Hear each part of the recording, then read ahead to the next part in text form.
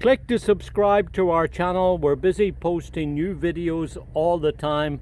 Lots of interesting plants, especially ones that are very well suited to our conditions here in the Northeast and Mid-Atlantic states. And now, as they say, for something completely different. Just take a look at this exotic baby. This is Hibiscus Summer Carnival. And what a tremendously colorful plant this is. Believe it or not, this is a variety of a native rose mallow.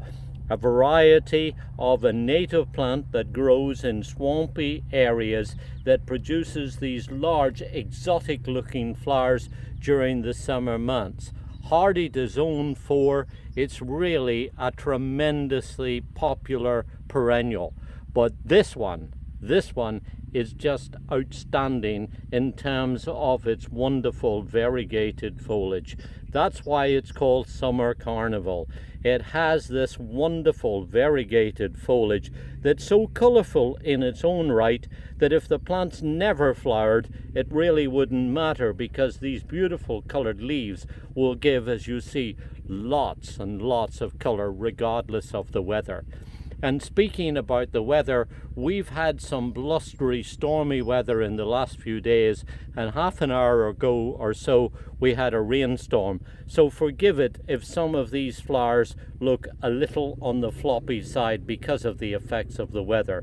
On a sunny day, these would be up 7-inch round flowers, sitting nice and perky on the plants, and you wouldn't have these sort of slightly floppy looking ones now. So just bear that in mind as you view the rest of the plant, because it's the rest of the plant that's very important.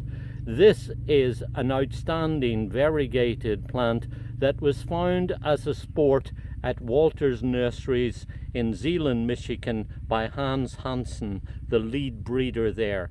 He was walking his seedling fields looking at all of his new progeny, and in the middle of it he found one plant that had this sport on it, this mutation that has this fantastic variegated foliage.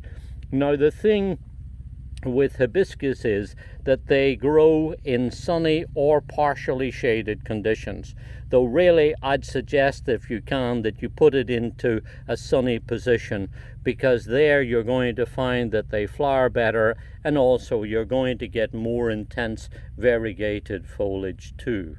Getting to about 4 to 5 foot high, it's going to make a spectacular impact in your garden with this wonderful flamboyant foliage.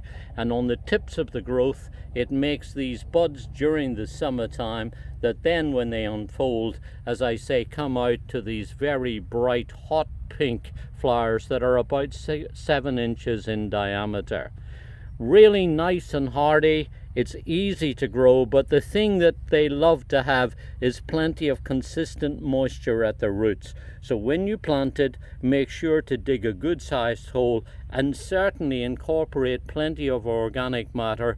And if you do get any dry periods, make sure to water it well until it gets established, and thereafter perhaps even give it a little bit of water too.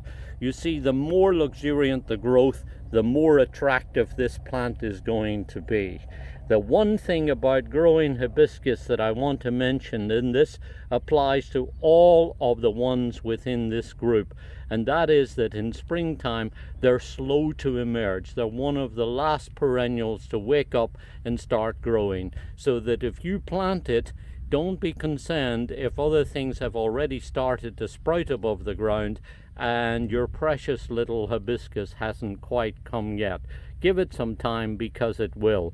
And then when it does, it's going to produce the most spectacular effect. This is Hibiscus Summer Carnival, probably one of the flashiest, most exotic looking of all of our native rose mallows.